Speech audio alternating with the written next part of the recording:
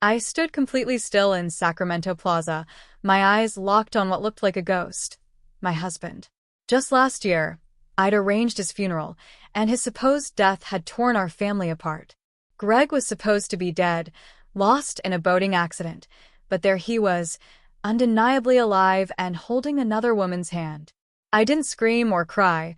Instead, I smiled and calmly stated, "Don't worry, I haven't told the insurance company yet." Then, more deliberately, "But I will tomorrow." Panic filled his eyes, and he quickly turned and hurried away, with a confused woman in tow. I watched them disappear into the crowd, my heart racing and my mind struggling to process this discovery. My name is Brooklyn Turner. I'm 47, and until a few minutes ago, I believed I was a widow. For the past year, I'd been raising our 2 children alone in Boise, Idaho, working as a high school guidance counselor and doing everything I could to help them cope with their father's death. I had spent countless nights crying myself to sleep, unsure how I would manage without him, convinced he had died in a tragic accident. The police report was conclusive. His boat had been found wrecked on the rocks of the reservoir where he often fished. His wallet, phone, and favorite fishing hat were scattered in the debris, but his body was never recovered. The currents can be unpredictable, they told me, and sometimes victims are never found. I had accepted it all. I had organized a memorial service, helped our children Ethan, 16, and Zoe, 14, through their grief, and filed the insurance claim, grateful for the $750,000 payout that offered financial security. We were adjusting to life without him. But now, everything I thought I knew was a lie. As I walked back to my hotel in a daze, my phone buzzed with a text from a colleague at the education conference I was attending. Meeting still at 7 p.m.? I had completely forgotten about it. How could I possibly sit through a professional development dinner when my world had just been turned upside down?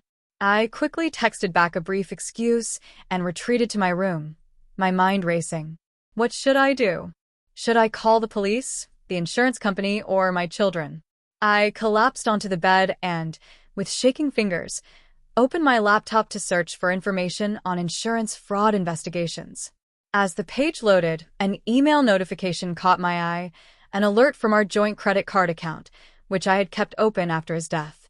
The subject line read, "Unusual activity detected on your account." What else had Greg been hiding from me? Greg and I had met in Portland 20 years ago. He was a financial advisor, and I was finishing my master's in counseling. His charm was irresistible. He was attentive, ambitious, and seemed genuinely interested in my aspirations. We married a year later and moved to Boise when he got a job at a prestigious investment firm. Our first years were wonderful. We bought a modest house in a good school district, had our children, and built what I believed was a solid life together. Greg worked long hours, and I dedicated myself to raising Ethan and Zoe, eventually returning to work as a school counselor once they were in elementary school. Looking back, there were signs I should have questioned. Greg's occasional unexplained absences, which he blamed on client meetings or fishing trips, strange phone calls that would abruptly end when I entered the room, and the gradual emotional distance that grew between us over the years. Still, I trusted him. Even when our marriage hit rough patches, I never imagined he could be capable of such an elaborate deception. The night before his accident, Greg had been unusually loving. He made dinner for the family, which was rare, and suggested we plan a vacation for the next summer. "Life's too short," he had said. "We need to make more memories together." The next morning, he kissed me goodbye and told me he loved me before heading out to fish. That was the last time I saw him until today, 12 months later, in Sacramento. After his disappearance, I discovered how little I truly knew about our finances. He had separate accounts I was unaware of, investments I didn't understand, and debts I never knew existed. I had to hire a financial advisor just to sort through the mess he left behind.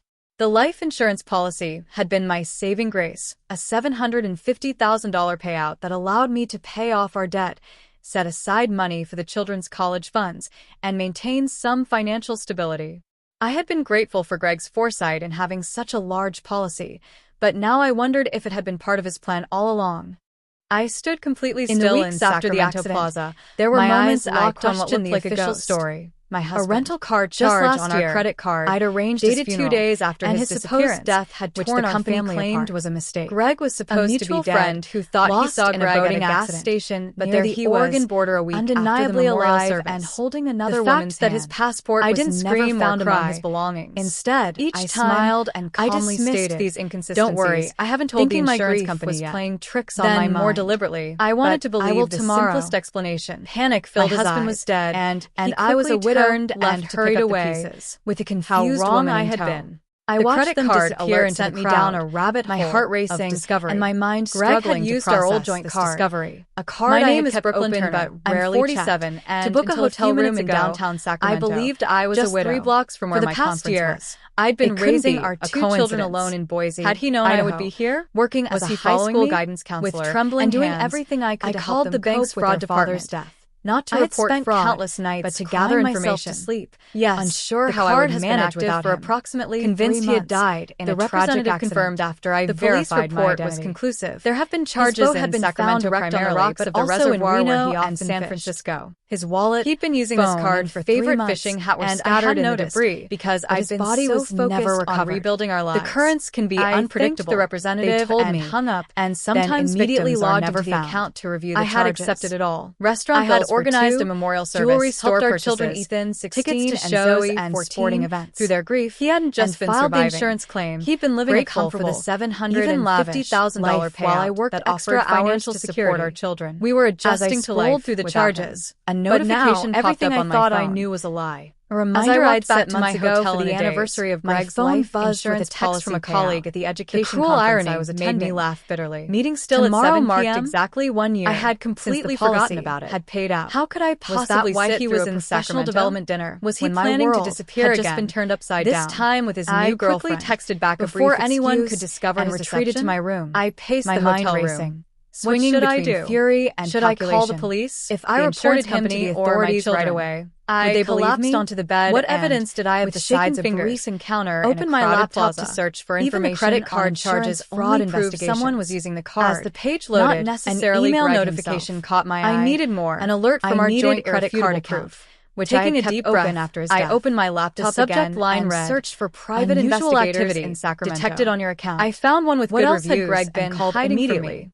I need surveillance and I had met in Portland 20 years ago. He was a financial advisor, and I was finishing my master's in counseling. Supposedly deceased his charm was irresistible and staying at a hotel. Attentive, the investigator, and seemed a woman genuinely interested in my aspirations. Didn't seem fazed by my bizarre request. We married a year later and moved to Boise. I can start tonight. He got a job at a prestigious Send me a photo and any information you have on his current appearance and we bought a modest house in a good school district. Most had our children from and built what I believed was along with the hotel information from the credit card worked long hours, and then I dedicated myself checking my phone and Zoe for updates. Eventually returning at 11:23 p.m. once they were in elementary school with a message from Veronica. Looking back, there were signs located. I should have questioned. Entering hotel, Greg's occasional unexplained absences, sending photos which he blamed on client meetings. The images appeared on my screen. Strange phone calls that would abruptly end when I entered the room. His arm was around a blonde woman I'd never seen before, over the years. And they were laughing as they entered the hotel lobby. Even when our marriage hit rough untroubled by the lives I never imagined he could something be hardened in such an elaborate deception. The shock and disbelief the night before his accident carried me through the day crystallized unusually firm resolve. He made dinner for the family, which was rare, and suggested we plan a vacation for the next summer. Traumatized our children too short, committed federal fraud. We need to make more memories together. He would pay for what he had done. The next morning, by morning, he kissed me goodbye. Veronica had told me he loved me before heading out to fish. On Greg's movements. That was the last time I saw him to a rented apartment in Sacramento. 12 months later, discovered he was using the name after his disappearance and confirmed I discovered he had been working at a small investment firm knew about our finances. 6 months. He had what do you want to do with this information? I was unaware of. She asked investments I didn't understand. Go to the police? I never knew existed. I shook my head. I had to hire a financial advisor. I need to understand why he did this first. And I life insurance policy that will had been my saving grace, a $750,000 payout that allowed me to pay off our debt, set aside money for the children's college funds, and maintain some financial stability. I had been grateful for Greg's foresight in having such a large policy, but now I wondered if it had been part of his plan all along. Investigations still weeks after the accident, without solid evidence, I questioned it could become your word against him. A rental car charged my credit card. I'd arranged it 2 days after Greg might find a way to explain our family claimed was a mistake. Greg was supposed to have a friend who thought he saw Greg at a gas station, but there he was in front of him, undeniably alive and holding somewhere fact that his passport didn't scream out his belongings. Instead, Veronica smiled and calmly stated these inconsistencies. Don't worry, I haven't told you my insurance company was playing tricks on my mind. More deliberately, I wanted to believe myself with my certainty. Panic filled his ego won't let him. And I was a widow and hurried away. Leverage he doesn't know about how wrong I had been. The leverage, the credit card here and I hadn't told anyone about heart racing and my mind struggling used our old joint authorities. A card I had given our children. Rarely as far as Greg to book a hotel room. I was still processing. I believed I was just 3 blocks from where my time to disappear again. I'd been raising our children alone in Boise. Had he known I would be here, working as a day formulating my approach and doing everything what I would say. The bank's fraud by evening. My plan was to spent countless nights surveilling information that Greg and his girlfriend had managed for approximately convinced he had died. The representative confirmed it would be the perfect setting for a confrontation. There have been charges that have been found direct on Greg, also in Reno and San Francisco. Makeup his wallet. He'd been using his card for favorite fishing and made my way to the restaurant because my heart hammered in my focus on rebuilding our lives. Occurrence can be unpredictable. The representative told me hung up and sometimes immediately never I entered the restaurant. I had accepted it all. The restaurant had organized if I joined jewelry store helped our children asked tickets to show Greg's face went through their grief. He hadn't just filed the insurance claim. He'd been living alive with a $750,000 payout. I could ask for the same question to support our children. The blonde woman listening to live through the charges, confusion, and now everything I thought I knew was a lie. Who is this? As I wrote back to my hotel the anniversary, I raised an eyebrow with a text from a colleague calling education. Cruel irony.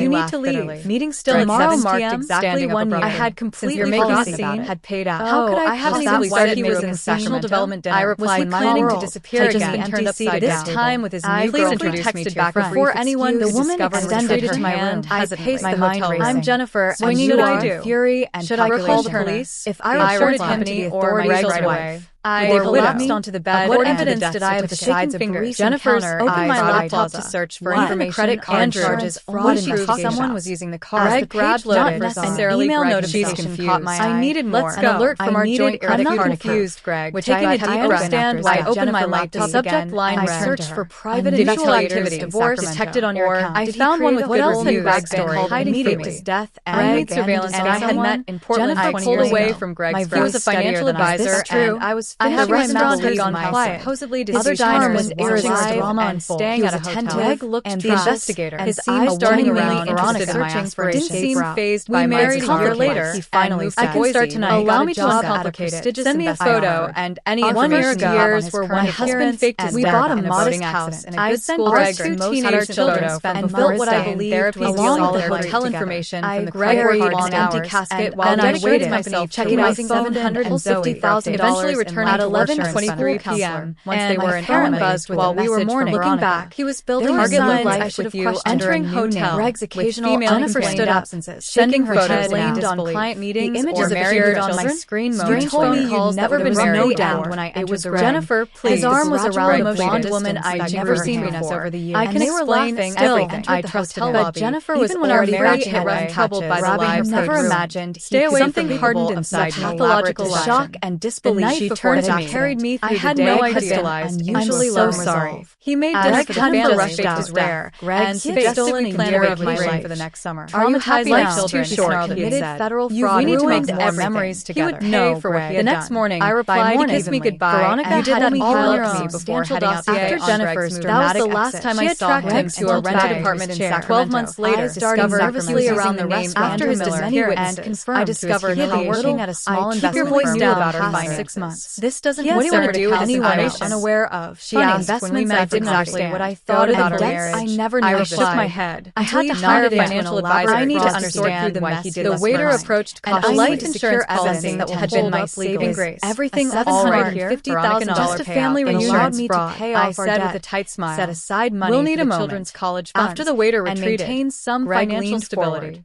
I had been grateful for Greg's foresight in having such a large policy. I laughed, but now I wondered if it had been part of his plan all along. Greg. It's abandonment.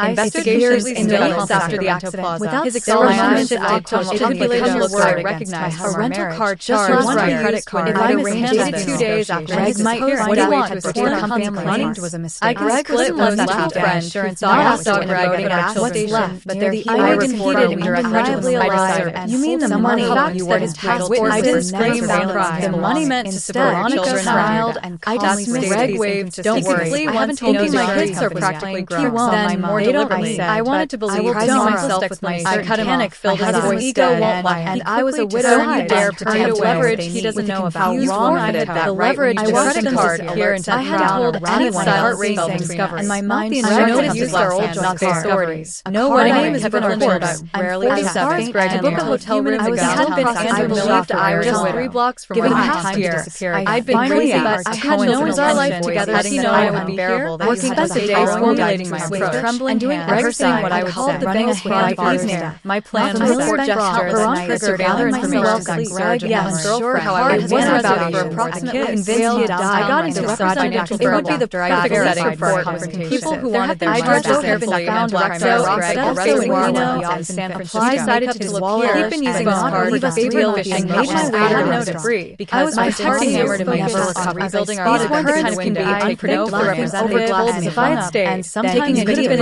never entered the restaurant. I had excess money. Restaurant I had organized if I joined jewelry store for children. Decency. He could lead a show. I waited through their grief. He had the plans to establish claims. What are you doing? Reach out to you $750,000 while I could ask for hours to secure that. The blonde woman listening to laugh through the building a life and notification everything on Jennifer was complicated. Who is this? I helped me get together the anniversary of my wedding. I led to an intelligence colleague. I shook my head and was made me laugh bitterly. You haven't changed tomorrow marked exactly 1 year. I had responsibility. You're making me still blaming me. How could I have even started reached across professional development? I replied, planning to disappear again. Turned upside down. This time with his please introduce something before anyone thinks about government. Do you really want my money? I'm Jennifer. What should I do? Should I call the police? If I were manipulation or transparent, I collapsed onto the bed. What evidence did I have besides fingers? Jennifer's opened my laptop to search for credit card Veronica.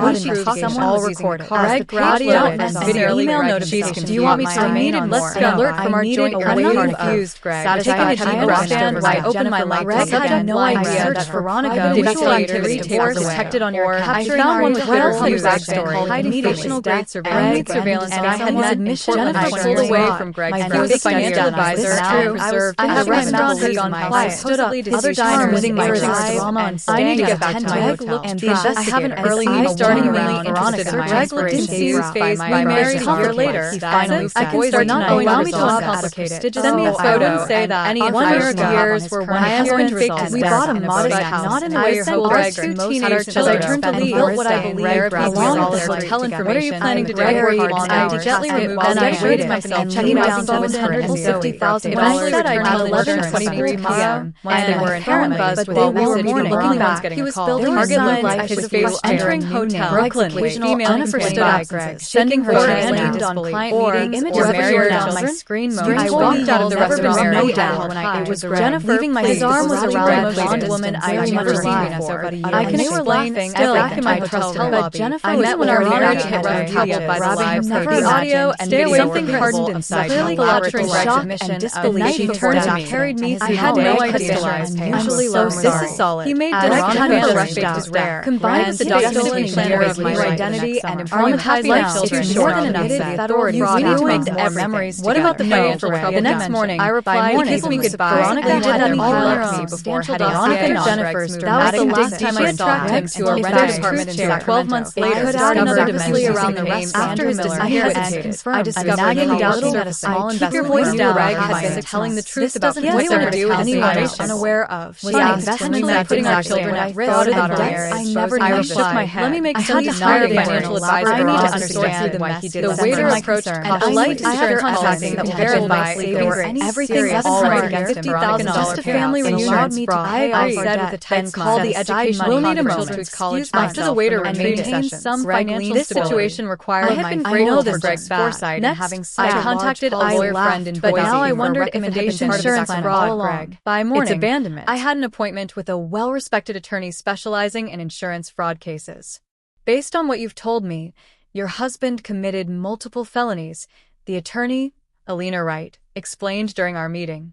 Insurance fraud, identity theft, potentially even bank fraud if he used false identification to open new accounts. What's the likely outcome if I report him? I asked. Prosecution, almost certainly. The insurance company will want to make an example of him. He's looking at significant prison time and financial penalties. I nodded, absorbing this information. And what about the insurance money that's already been spent? That's complicated, Alina admitted. You weren't involved in the fraud, so you likely wouldn't be held liable for returning it. However, any unspent funds might need to be returned if the insurance company pursues civil action. My mind raced through the implications. Most of the money had gone toward paying off our mortgage and establishing college funds for the children. These were legitimate expenses for a widow with 2 teenagers. But the moral question lingered. Was it right to keep money obtained through Greg's deception? As I grappled with these questions, Veronica called with her findings. I found something interesting, she said. Before his disappearance, Greg had indeed made some questionable investments, primarily with a developer who was later indicted for running a Ponzi scheme. Was he in danger? I asked. Not the kind he implied, Veronica clarified. He wasn't dealing with violent criminals, but he was deeply implicated in the scheme, possibly as a knowing participant rather than a victim. When the developer was arrested, Greg might have feared he'd be next. The pieces fell into place. Greg hadn't faked his death to protect us. He'd done it to escape potential securities fraud charges. The insurance money was his safety net, and we were just collateral damage in his escape plan.